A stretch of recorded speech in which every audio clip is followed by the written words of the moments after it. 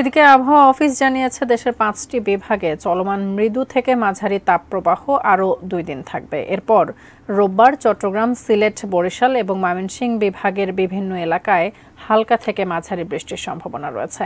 আবহাওয়া অধিদপ্তর আজ এই পূর্বাভাস জানিয়ে বলেছে, সোমবার ঢাকা এবং রংপুর সহ দেশের বেশিরভাগ জেলায় বৃষ্টি হলে তাপমাত্রা আবারও কমে আসবে। বৃহস্পতিবার দেশের বিভিন্ন এলাকায় গড় তাপমাত্রার পার্থক্য ছিল 1 থেকে 7 ডিগ্রি সেলসিয়াস। তবে মে মাসে এরকম তাপমাত্রা স্বাভাবিক বলে জানান আবহাওয়াবিদ AKM নাজমুল হক। গতকাল ঢাকায় সর্বোচ্চ তাপমাত্রা রেকর্ড করা হয় 37.7 ডিগ্রি সেলসিয়াস। তখন স্বাস্থ্য খাতের সমস্যা তৈরি হচ্ছে।